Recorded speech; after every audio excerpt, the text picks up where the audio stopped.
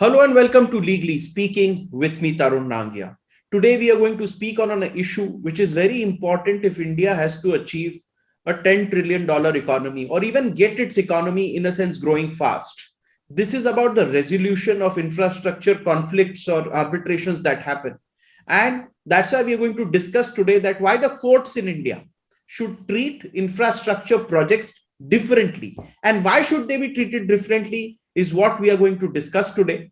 May I welcome Mr. Mohit Saraf, Managing Partner, Saraf and Partners. May I welcome Senior Advocate Ratan Singh, who is internationally renowned construction lawyer and also member of Keating Chambers. He also represents the International Academy of Construction Lawyers and he is the only nominee from India. I also welcome AKS Chauhan, who is President and Head Contract Management at GR Infra Projects Limited. He will bring in the private sector expertise on this show. He has about 40 years experience in this field and has worked in public sector, which is rights, and the UP State Bridge Corporation, also now in the private sector, which is GR Infra Projects. Welcome and hope for some interesting inputs from you on this show. At the outset, in fact, recently I heard that Mr. Saraf, you gave your third or fourth lecture to a gathering of judicial officers and judges of the High Court and the Supreme Court on the issue of construction contracts. If you can lay the ground of today's episode with the introduction and then we move to Senior Advocate Ratan Singh for specifics. Mr. Saraf. Thank you very much, Tarun. I think what we have to look at it is really take a backseat and look at the sector first.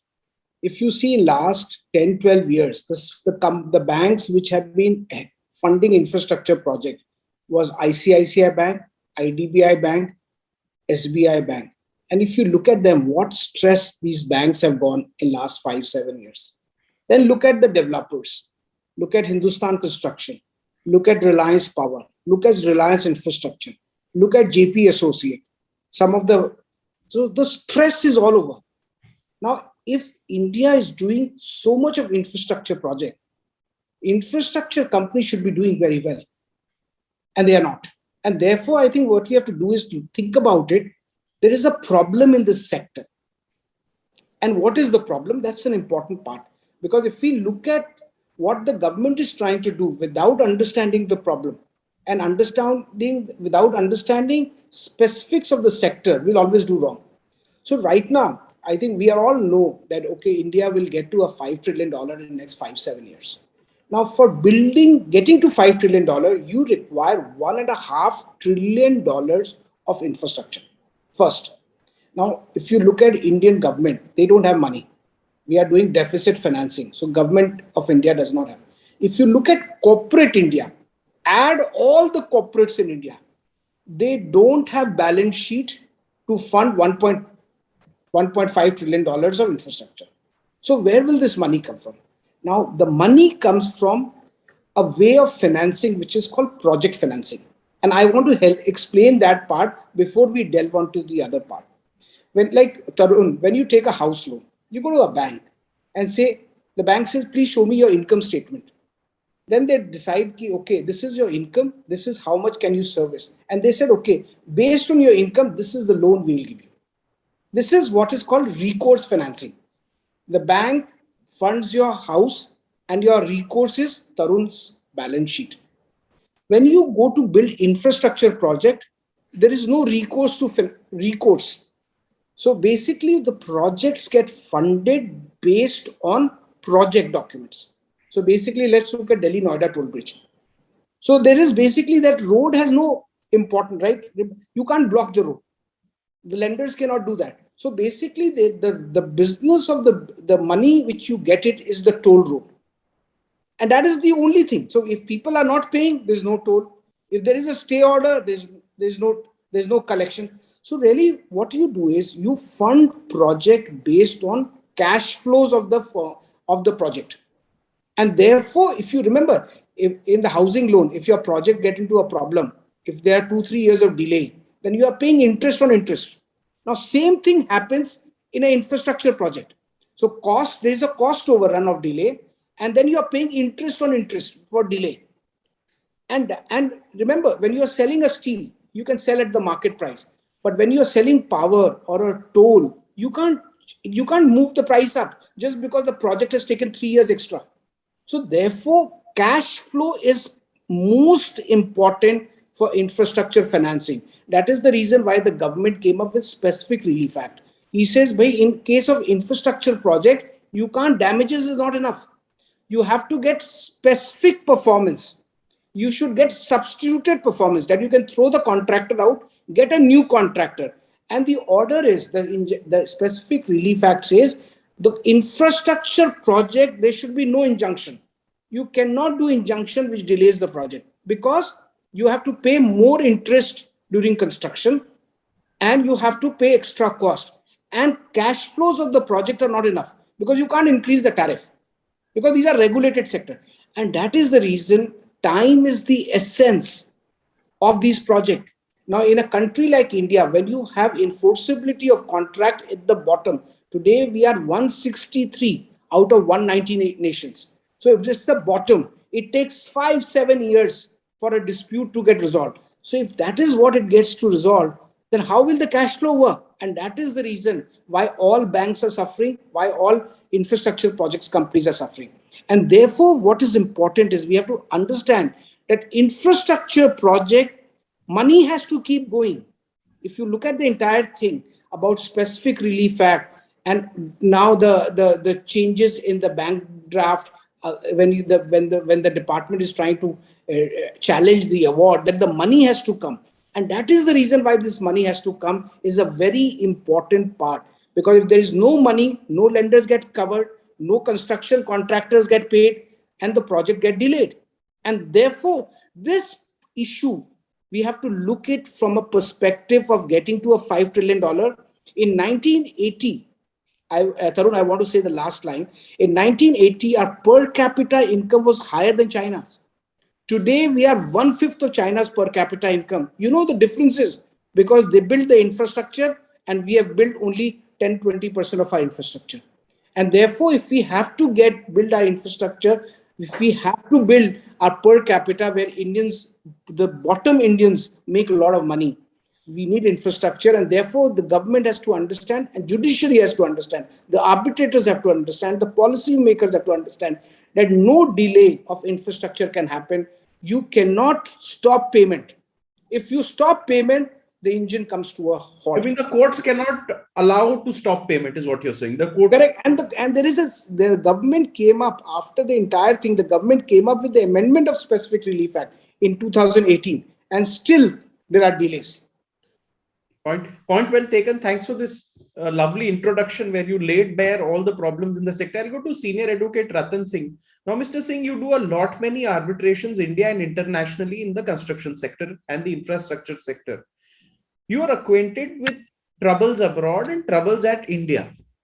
Given that experience, can you share with us what problem we are facing here in India today with regards to the infrastructure, arbitration and litigation both? Oh, thank you, Tarun, and thank you for having me back on the show. And Mohit has given a very interesting perspective. Thank you, Mohit, for that.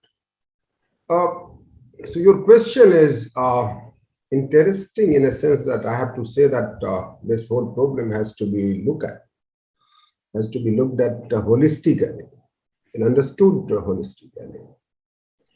And problem can be summarized by saying that what needs to be looked at is quality of contracts. When I say quality of contracts, we should not have contractual stipulations which are prevalent in India, such as no delay damages clause. Howsoever delay an employer may do for an execution for a construction project, contractor will not be entitled to claim any delay damages, which kills the contractors. And all judgments of Supreme Court and High Court say that you have agreed to such a contract, you are not aware. So this is called no delay damages clause. We should get rid of this. Secondly, you have contractual stipulations. In fact, tomorrow I am arguing on Section 34 matter in Delhi High Court. Their contractual stipulation was that no interest to the contract. Arbitration took 32 years. It was pre-2015, obviously. And now, contractor is without any remedy. It was for Tehri Dam. So I'm giving just two broad instances of where construction contracts. See, until unless you have balanced construction contracts, you are inviting disputes and you are ruining the contractors on a very day when you are signing the contract. That is one. So quality of contract. Second is, another thing is when it goes to courts, and when you are having this, disputes arising, we are going to arbitration. Now, quality of lawyers, we don't have good pool of construction lawyers in India. I have said this before on your show. We don't have good pool of construction arbitrators. I have said so before in court, in your show.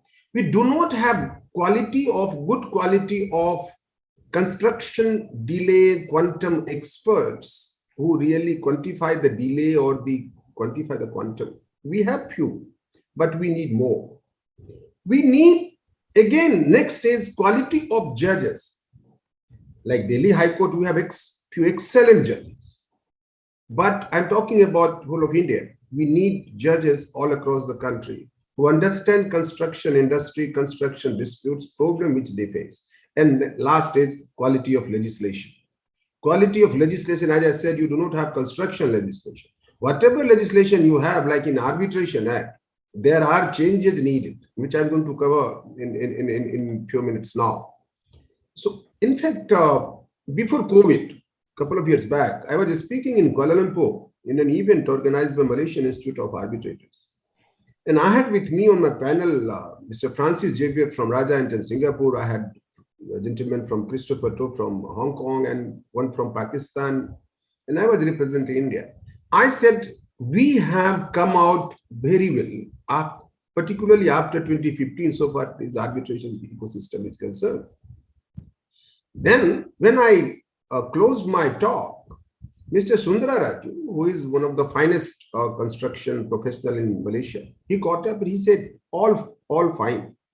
But in India, almost every award is challenged. That is the problem we have with Indian ecosystem. Now, what is this problem and how it needs to be addressed? See, we are talking about, and this show is about Niti Aayog's office memorandums, where Niti Aayog came out with these office memorandums, where they say that the award debtors employers, which are government of India entities or public sectors, should pay 75% of the awarded sum if they wish to challenge, but against the bank guarantee. I'll tell you, this has proved to be illusory. And I'll request Mr. Chauhan to also talk about this. My understanding is this has completely failed. Most of the contractors do not even opt for this mechanism. Government of India may be thinking, or Niti Aayog may be thinking that it is an interesting idea. It is not.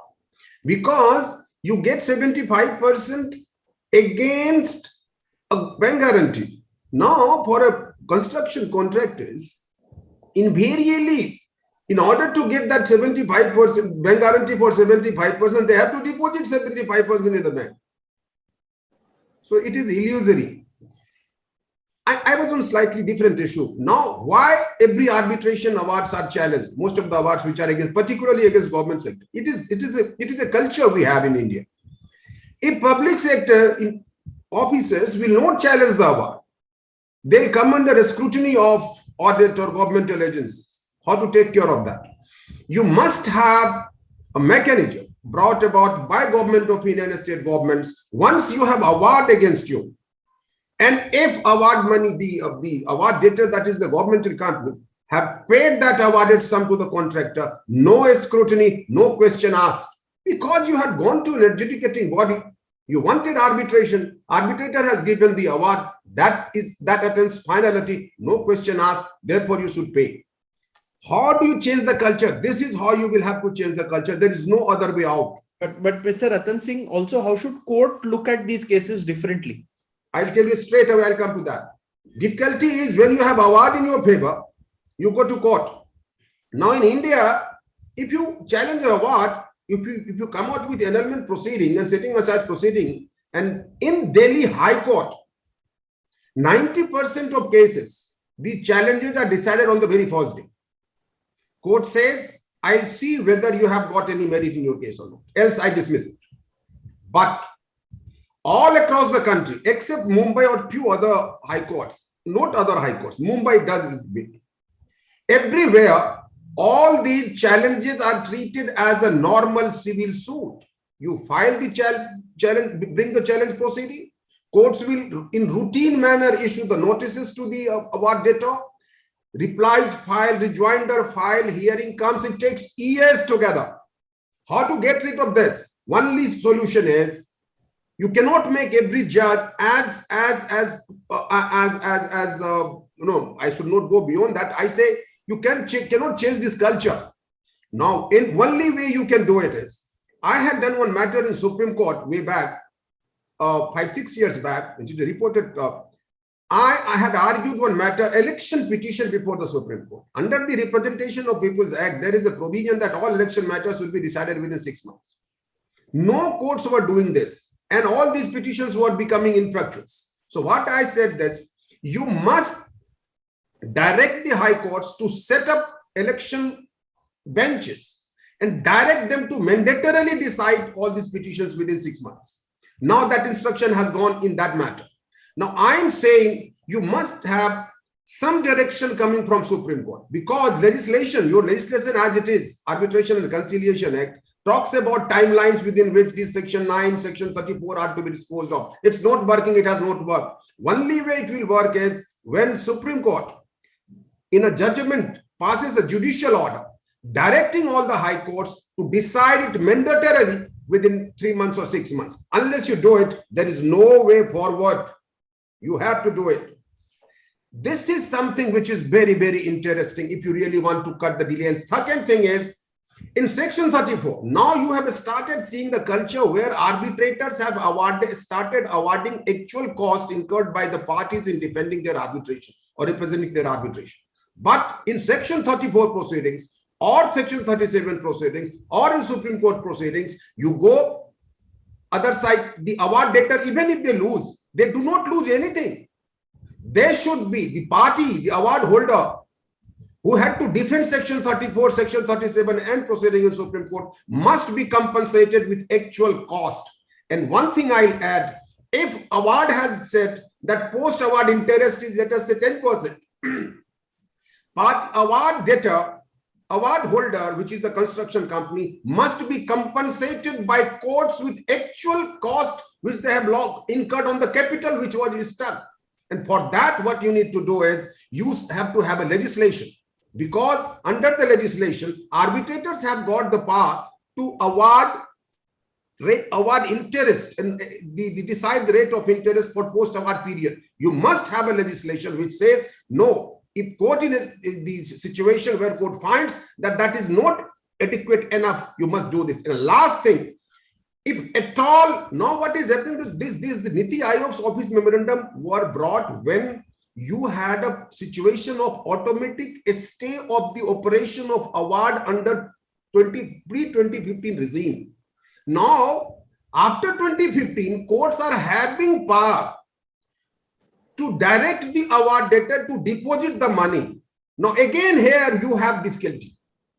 Now, earlier situation was, if there is an award in favor of a construction company, if the employer goes to court, the moment section 34 annulment proceeding was filed, there was deemed stay of the operation, and then you are out, gone for years together. Now, after 2015 amendment, if award is challenged, there will be no automatic stay. Court will satisfy itself about the merit of the matter, and then if at all court is going to hear it further, court will direct the award debtor to deposit either entire money or whatever percentage of the money, or give the security. Again, this is where problem lies. What happens is, there is no consistency.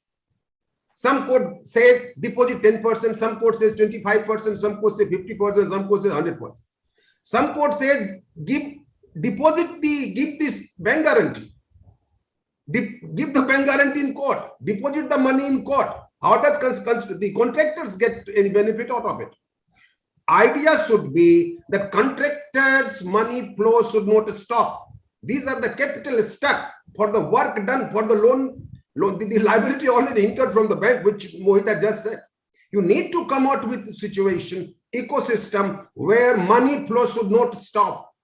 How you do it, you have to sit on the drawing table, do it again, do whatever you want to do with the legislation. Mr. Ratan Singh, as usual, a very sound and very incisive points you have made today. I am sure that the relevant people will look at this and take note of what you've said. And of course, we look forward to some changes, because what we are discussing here today is in interest of all India, in terms of if we want people to invest in the infrastructure sector, even foreign companies, they need some certainty that disputes will be resolved faster. I'll go to Mr. Chauhan now. And Mr. Chauhan, if I may ask you, you come from the other end of the spectrum. How do you look at these issues from the point of view of growth of a company? Are these big impediments? Because if capital is blocked, then of course, anyways, you can't even grow. And even sometimes in these cases, you can't pay your loans, you can't pay your employees' salaries. And as Mr. Mohit Saraf suggested, that if the ecosystem was so good, you would have trillion-dollar infrastructure companies or billions of dollar infrastructure companies in India, but we don't have such big infrastructure companies. Maybe because there is some fault in the system. And if you juxtapose this with the IT sector, you have billion-dollar companies there. Because of course, that's not in the ambit of government regulation, but you see what can happen.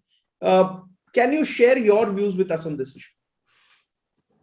Thanks, Mr. Tarun, introducing me to this, your very admired show, I can say. And Ratan sir has rightly said that this Niti Aayog directives, that's paying 75% of money, it right from the beginning, it became non-starter. Because if I am given an option to give 75% bank guarantee against the 75% amount, banks normally don't issue that bank guarantee in a normal procedure. You have to give a collateral for entire money. So if I have to do the same thing, then it doesn't make any sense at all. So as far as we are concerned, we have never opted for this option. And as far as I know, other companies in this sector, most of them, they have not opted for this option and went for claiming that 75%. But then this dispute is a very challenging thing in our contract. The disputes are bound to happen. This construction contracts, there are many type of contracts existing in this industry. That CPW is following some kind of system, NHI is following some kind of system. Then railways, they have their own type of contracts. So there is no uniformity at all. Although I can say that NHI has come up with very modified versions of the contract. They are, in a way, they are balanced contracts. But then that management of those contracts from the NHI sides, that needs a lot to be done in this management of the contracts. Now this coming back to this dispute matter, NHI has come up with Conciliation Committee of Independent Experts. So even before the arbitration, you can go to that committee and get your claim settled. After you have got the award, then you can go and get your claim settled. Even if Section 34 or 37 is pending in the court, still NHI has asked the contractors, and the contractors and concessionaires, they have gone to the Committee of Independent Experts and resolved the issues, and matter has been closed. So this kind of mechanism must be there. because arbitration, it's Ratan sir said that it is a start of litigation and it's a process. Arbitration itself is going to take 2, 3, 4 years. Then courts, then getting that money ultimately is a big issue. So that's all I want to say, that dispute resolution has to be some kind of mechanism has to be there to resolve the disputes as and when they arise on the contract. So, Mr. Chauhan, sorry to interrupt, but you mean to say that this is an impediment to the growth of companies? This is an impediment. Exactly. It is an impediment. You can understand that there are disputes in the contract. Disputes are there right from the beginning of the contract till end of the contract, but the contractors, they are sort of afraid of raising those disputes, because then payments get stuck up. There are so many other kind of things which are happening. So now NHAI has come up with, they are rather reintroducing the dispute resolution boards.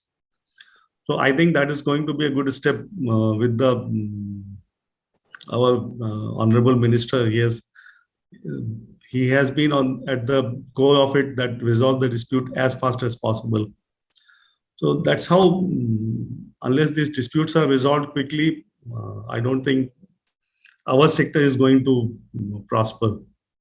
You very well articulated, Mr. Chauhan. In fact, I recall that when Justice Arjan Kumar Sikri was the Chief Justice of Delhi High Court, he had invited PSU heads and many government officers over an informal meeting and explained to them that what problems do happen if, in a sense, all arbitration finds its way to the courts. Then Justice Sikri told me they agreed to him, but the system didn't change. The PSU heads and the other government officers of NHAI, they kept on appealing. So he said, I tried, but it didn't happen. I think this, now that, we have a very proactive minister in Mr. Nitin Gadkari, it is the right time to submit him a memorandum of whatever residual issues are there. He's done a lot. I think after he came in, a lot of payments have been made. That is a very good sign. He's also pushed the officers into a certain direction in terms of, that he will back them if they are, in a sense, if they are helping out contractors solve problems. So he's also backing his officers there. I'll go to Mr. Mohit Saraf at this point for his input on this issue. I'll make one small point. Mr. Chauhan, one point, and then Mr. Saraf. Very small point, that because of this mechanism which our honorable minister has asked this NHAI and Ministry of Road Transport to adopt, lot of disputes are getting resolved. As far as we are concerned, at the moment, we don't have any litigation arbitration pending with NHAI. And they all got settled through CCI.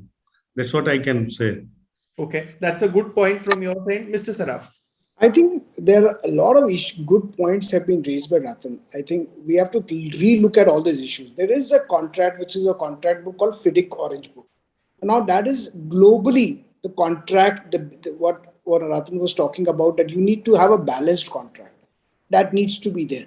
Now what happens here today is that you sign not a balanced contract with a contracting party, which is like a monopoly player. You sign. And then you can't perform on that contract.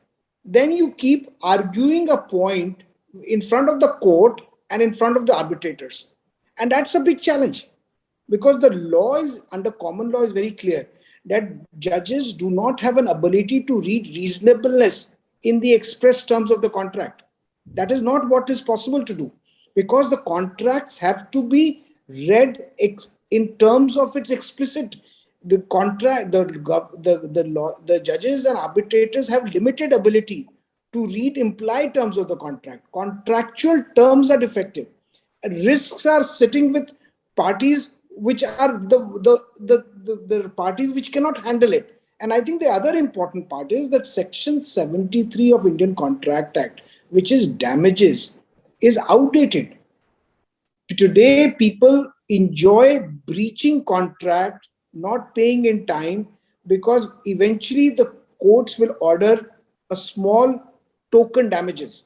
Like if you start asking people to pay as per their working capital cost, if that 73 gets changed, I think the whole thing will change. Because then you today not paying is in a way a financing ability. You don't pay, you finance your thing, you have to pay later on, then you pay a token cost. Your cost of capital is 15%, but you are getting a free breeze. And that's an important thing.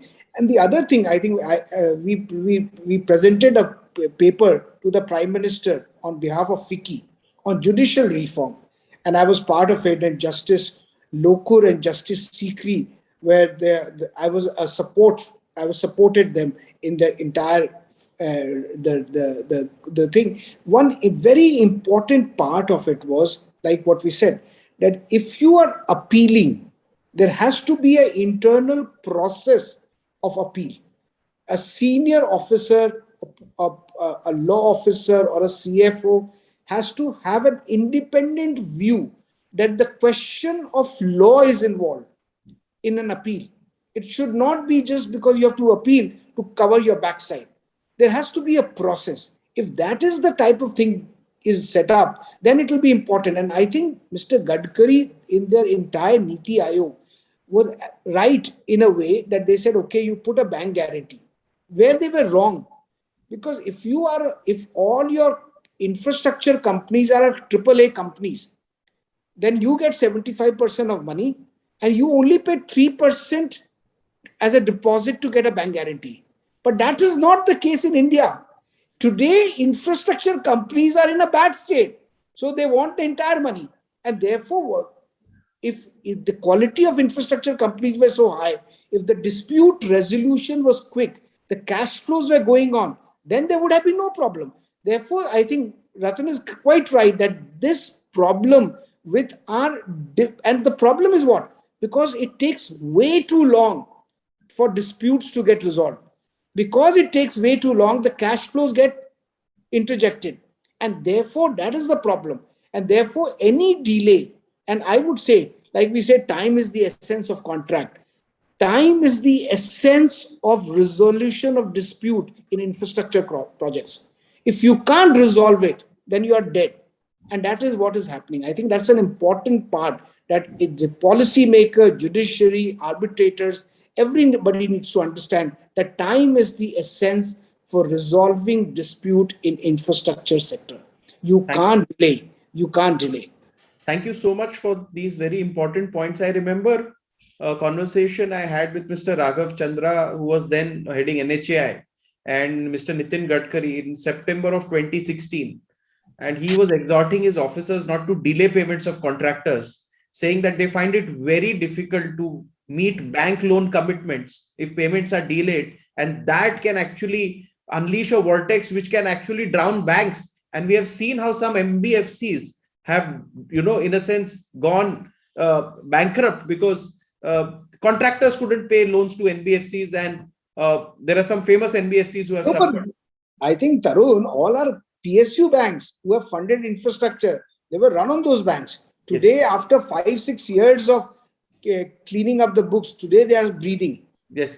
So, but with this, we bring to end part 1 of our series on how courts should look at infrastructure projects differently, because we're completely out of time. But in part 2, we will address the residual points. I would like to thank Mr. Mohit Saraf, Managing Partner, Saraf and Partners, Senior Advocate Ratan Singh, very well-known construction arbitrator and litigator, an international member of Keating Chambers, which is, as we all know, the world's leading construction law chamber. We also had a representative from the industry this time, Mr. AKS Chauhan, President and Head Contract Management, GR Infra Projects. Appreciate all of you joining us. Hope this leads to some positive change, and looking forward to a very interesting part 2 on this. Tarun, if I have 1 second, there is some important thing. See, I tell you, we have talked about Mr. Nitin Gadkari. I must tell you one thing. I've also happened to be founder and chairman of Society of Construction Law India branch. And biannually, I organize India's biggest construction law conference. And we have people from all across. Mr. Gadkari came this time also. This was the second time he came to address my conference. Here he has told me, Mr. Singh, you suggest me whatever changes which are required, I am there to see, including the change in legislation. So through your show, I'll request all the industry players to send their recommendations to SCL, my website, SCL website, or to me. And I'll see that everything is taken up together with Mr. Nitin Gadkari. Thanks so much. Thank you. Thank you so very much.